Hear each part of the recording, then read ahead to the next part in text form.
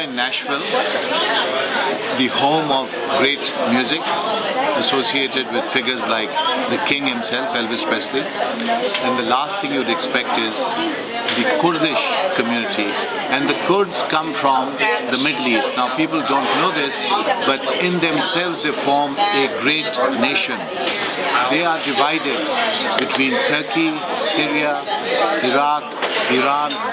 So in that sense they are split into several nations, but they could form their own nation. They have their own history, their own traditions, their own language, and it's a very proud and a very ancient people. The one figure who transcends both the East and the West and is known throughout the world, and that is Salahuddin Ayyubi, the great Saladin of Western literature, Western imagination, and in fact Western history. He's the man who fought King Richard to a standstill, reconquered Jerusalem for the Muslims, and is so famous in terms of tolerance and acceptance that his medical advisor was none other than the great Rabbi Maimonides. So the Kurds have a lot to be proud of, and my middle name is Salahuddin, Akbar Salahuddin Ahmed. My father's name was Salahuddin, and I often think that someone in South Asia is named after Salahuddin, the great Kurdish leader, one of the greatest of all time. So I'm delighted that I have my Kurdish friends here with me, Muafiq and Mir, and we will talk to them about the Kurd community. It's because of the political persecution.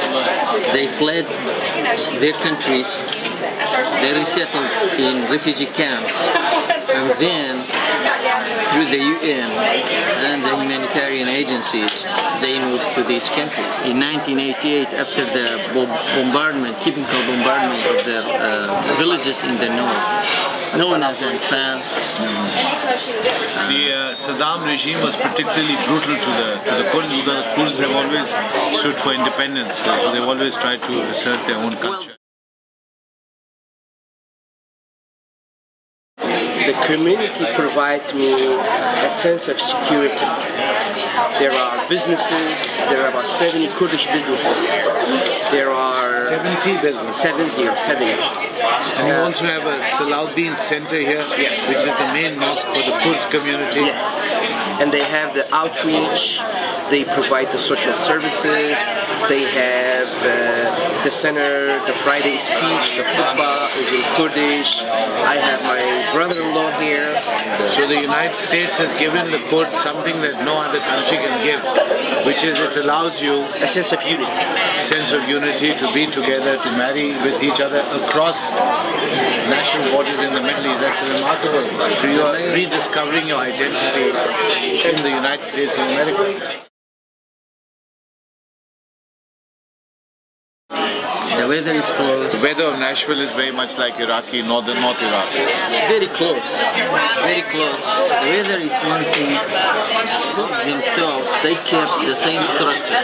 They kept the structure in Nashville like they had in Iraq. So these family ties, even in marriage, they preserve it. Okay, that's your number 2 reason. Number 3 is job, availability of jobs, entry-level jobs. And there was availability here in Nashville? Yes.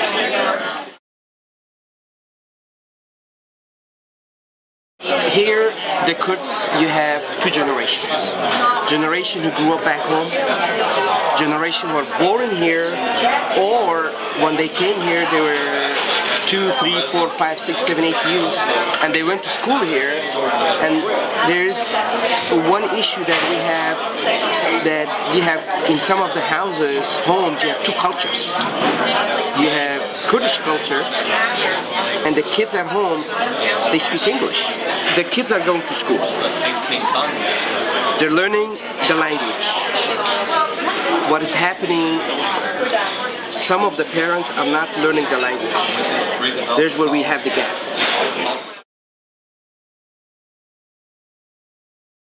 Now, what about this gangs that we heard about? That they're Kurdish gangs, young generation, because they are being beaten up or harassed by other gangs, yes, and therefore they react to that. The gang life is not part of the Kurdish life. Not right. No, it's not part of our system. very hospitable. We are very hospitable, very gentle people. Back in the 80s, these kids were harassed, and I think part of it also having Islamic identity.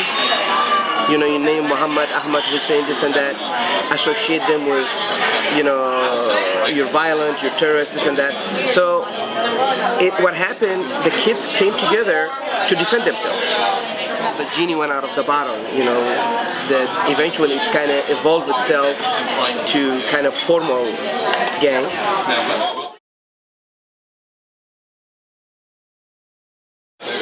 Some of those kids are very, very, very good kids.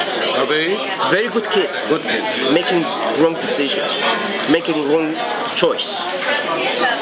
What we have decided, we in association with the YMCA, there's a program which I run, called Kurdish Achievers Program.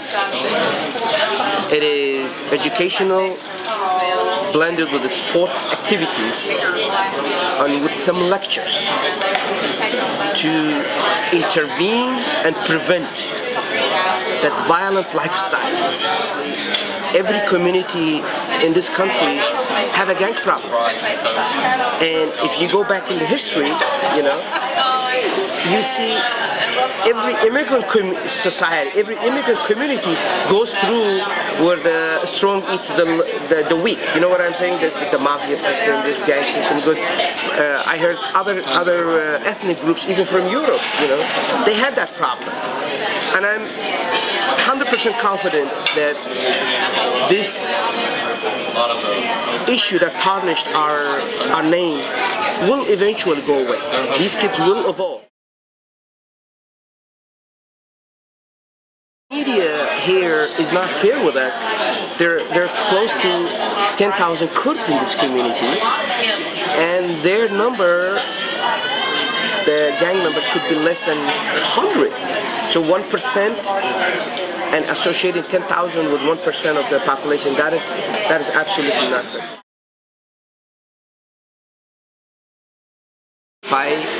I'm a good Muslim, a model citizen, a very good citizen, you know, not involved in any mischiefs, serve this country, serve my community, you know, and defend it against all the enemies. That's how I look, you know, myself as a you know, American identity.